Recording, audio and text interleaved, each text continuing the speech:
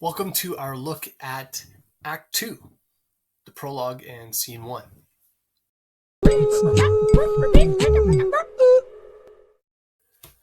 So Act 2 begins with the prologue. Act 1 began with the prologue too. Not every act begins with a prologue, only Act 1 and 2 for whatever reason. We know the purpose of Act 1's prologue was to introduce us to the play, to its tragic ending, and to incite us to kind of stick around and watch it, and to watch or wonder at least how it would all unfold. The purpose of the prologue of Act 2, I don't think it's a necessary part of the play, because essentially what it does is it recaps the story kind of in a poetic form up to that point. It's almost as if Shakespeare's like saying, I hope you get what I'm trying to make you understand. And so he reminds us. So that's really what the prologue does. It's just a summary. So let's go ahead and see what it says. So the prologue tells us this. After meeting and kissing Juliet at the Capulet party, Romeo no longer loves Rosaline. Instead, he loves Juliet. That's what it says. Romeo then could hardly remember why he loved Rosaline after kissing Juliet. Compared to Juliet's beauty, Rosaline's was plain. Okay, that's what it says. And that's exactly what Benvolio promised to do to Romeo, is to make him forget Rosaline, and sure enough, he does. But, as we know, and we know from the reaction of both of these guys at the end of Act 1, that Juliet's a Capulet and Romeo's a Montague. It's impossible. They would never be permitted to court or to see one another or to pursue their love, but somehow that makes that attraction more exciting. You know, when it's not allowed, or when it's impossible, to make it possible makes it that much more valuable. So you kind of get that component to this. So this prologue explains what's happened in the play so far. As I mentioned, it's a summary. Is Shakespeare really clever? It says, clever fellow, that Shakespeare. Well, he's summarizing. Now, I think he's artistic. It's poetic. Kind of neat. And then we can also ask, what does Romeo's sudden change of heart say about his character? I mean, in one breath, he is doting on Rosaline. He loves her. He's convinced there's nobody could be more beautiful than her. And then in the other, he suddenly sees Juliet and forgets all about Rosaline. Okay, so what does that mean? I don't know. Is there a consistency there? Is he going to see somebody else more beautiful than Juliet and dump her right away? I mean, I think it's important to ask that question and to analyze and be critical of Romeo's love. It seems to happen very quickly that he suddenly is not affected by the love he had for Rosaline less than 24 hours before that. And then remember the Capulets and the Montagues, they've been feuding for generations. We're never supposed to forget this feud, and the feud is supposed to be the impossible factor in the relationship between the two. Okay? I'd be also asking this question, why do the two teenagers even consider a relationship? Okay, sure, they like one another, but as soon as they would have found out, wow, she's my family's worst enemy, I guess that one's off. She's no dibs for that, okay? It's not going to work, okay? It's like if you fall in love with somebody and then you realize they're your cousin. And you're like, okay, not allowed, man. Back off. It would have been nice, but not going to work, right? Okay. However, instead of giving up, the two obviously decide to pursue that forbidden relationship. And that's the whole point of Act 2, okay, coming up. And Shakespeare's reminding us the whole point of it is that it's a forbidden love that they're going to pursue anyways. So then we get to Act 2, Scene 1. She loves me not. In this scene, Romeo leaves the party without his two friends. He goes alone, but Mercutio and Benvolio are close behind. They can't find him when they leave the party, so Mercutio and Benvolio are looking for him in that scene, and they can't find him. They give up and they call it a night. They go off, and the scene ends. Meanwhile, we know that Romeo has actually jumped over a garden wall to escape his friends, to be alone, and that he wants to be alone because he's too affected by his love and his passion. All Romeo thought about was seeing Juliet again. He couldn't leave. He didn't want to leave where she lived. Okay, he didn't want to leave the party because he'd have to leave her. So we'll look at when we check out some lines. So we know that Benvolio's plan to get Romeo to forget about Rosaline actually works, right? We know that. The question is, do they know it? Does his friends know?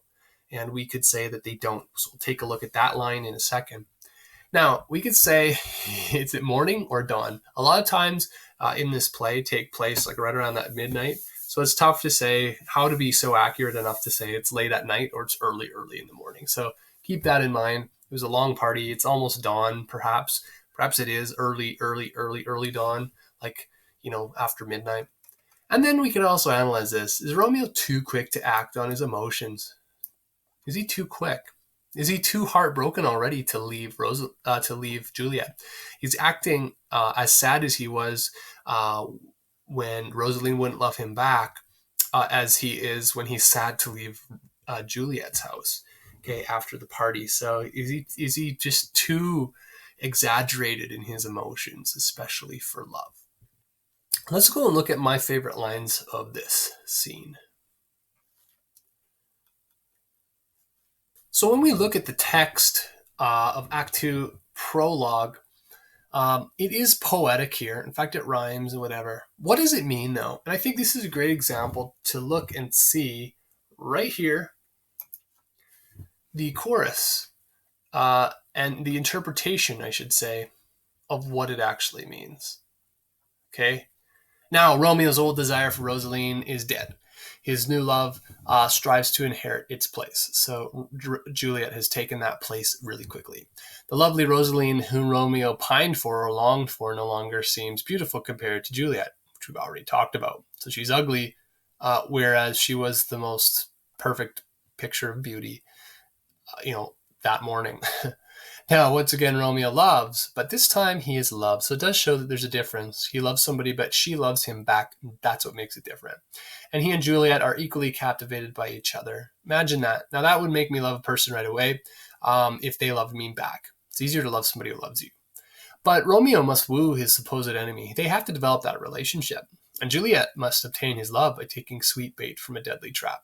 So if Juliet pursues that wooing, then it's a deadly trap. It's potential for deep, deep danger. Since he's considered an enemy, he doesn't have an opportunity to proclaim his lover's vows. He can't just publicly go to Lord Capulet and ask for her hand in marriage. And Juliet, who's just as much in love, has even fewer means to meet her lover anywhere. She can't just go out and try to pursue this relationship without the permission of her father, etc. But their passion gives them strength, and time gives them opportunities to meet. And the extreme difficulty of their situation is moderated by the extreme pleasure they derive from meeting. In other words, the impossibility of their relationship, is countered by the powerful, powerful passion of their love for one another. It shows the strength of their love. As it says up here, passion gives them strength. And without that, it would have kind of fizzled out. But because they are such true and honest and wonderful lovers, it is going to be something they pursue no matter what. So they try to overcome the impossible, which is the fact that they're their family's worst enemies. I like this reference here. Time gives them opportunities to meet. So they'll take their time and hopefully work something out. Funny thing is that there's a great irony in here because the play will progress over the next few days, and the last thing they take is their time, as we will see. They need to take more time if they wanted it to work out, in my opinion. Let's go take a look at the next scene. Don't forget always to come back to these and just review what the summary might be to help you understand what's going on in that story. So Act 2, Scene 1, we like to look at line number 1, actually. Simply this: can I go forward when my heart is here? And Romeo says, can I leave this place when I'm leaving my heart, my one true love? Okay, this shows us how convinced he is of his love for Juliet, that he's having a hard time leaving the place. I often tell my students, it's like saying goodbye when you're talking to somebody you love on the phone or a family member or something like that, and you're far, far, far away. When I remember calling home or, talking to my girlfriend or whatever, it was always hard to say goodbye. You didn't want to be the last one to hang up the phone. And nowadays it's a little different because you can text message or whatever. And I don't really know how that works out. But in any case, Romeo is having a hard time leaving. His heart is there. The next one we want to look at is number 18, I believe, or thereabouts. Here you are.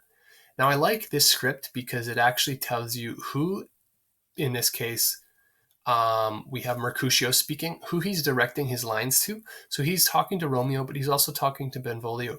And presumably Romeo can hear this, even though Romeo, okay, climbs a wall into a garden.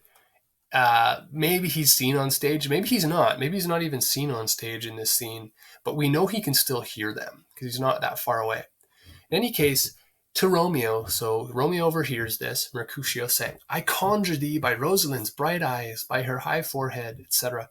So he's teasing her about all of Rosalind's features to try to get a reaction out of Romeo. Okay, and he's doing so kind of impolitely, seeing if he can get Romeo to react, or in other words, get Romeo to reveal his location where he's hidden. But it doesn't work. Okay, it doesn't work. And they assume that Romeo just doesn't want to be found. He wants to continue moping, like he had been all day. What they don't know is that it doesn't work because Romeo doesn't love Rosaline anymore. So you could say all you want about her, but he's not going to react. He doesn't even care. Now, if they were to say, make fun of him and Juliet, he might react. But for Rosaline, he probably wouldn't. Now, this tells me that his friends, Benvolio and Mercutio, don't know that he has met Juliet and that he has forgotten Rosaline. Okay? And lastly, we go all the way down to about 33. A little bit to say about this line here. These lines here. Benvolio says, blind is his love and best befits the dark. And Mercutio replies, if love be blind, love cannot hit the mark. So both of them accuse Romeo of having blind love. Benvolio says, his love is blind. He's blind. So when you're blind, you can't see. So it doesn't really matter if you're in the daylight or you're in the night. So he says, blind is his love and best befits the dark. So it's best suited for the dark. It doesn't matter. Leave him in the darkness. His love is blind anyways. Now they're saying his love is blind through their opinion that he still loves Rosaline. Of course, he doesn't. But the ironic thing is that we question, is his love blind? His current love blind? Is it true that his love is blind even for Juliet? And then we also ask, well, what is blind love? Okay. Well, we know that Romeo's love isn't blind in that he can see. Okay. In fact, his vision of something very much influences what he loves. He loves to look at, and he loves his physical attraction to Rosaline or to Juliet. They have to be pretty. Okay. So he's not blind. He's looking with eyes, but that's all he's looking with. So if all you're looking with is eyes at physical attributes of a person to determine whether you love them or not, you are blind to everything else that person is about them, right? So that's how he's blind. So his love is blind because he does not see everything. He's very much maybe just concerned with the superficial appearance of somebody, whether they're beautiful or not. And then Mercutio says this, if love be blind, love cannot hit the mark.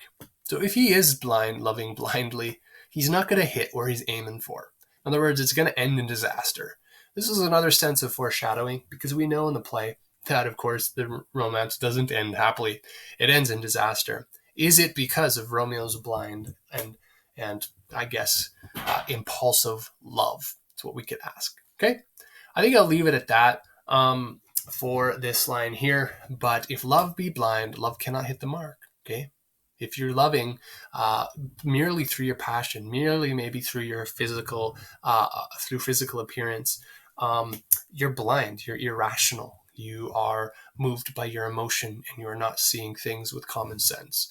And to be honest with you, that tends to happen in a lot of relationships that I observe in my own siblings or family members or things like that, is that you get to be a point you were so caught up in that person that you're blind to everything else, and they're the only one that matters. And it can be very, very cute in a young, passionate relationship. It can also be very, very dangerous, okay, because you can be blind to things that you would ordinarily see and realize that you don't.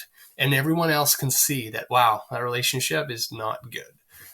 Perhaps, right? That's not good. It's not healthy. But that person doesn't even see it. And you could tell them and they're going to ignore you and could be angry with you, right?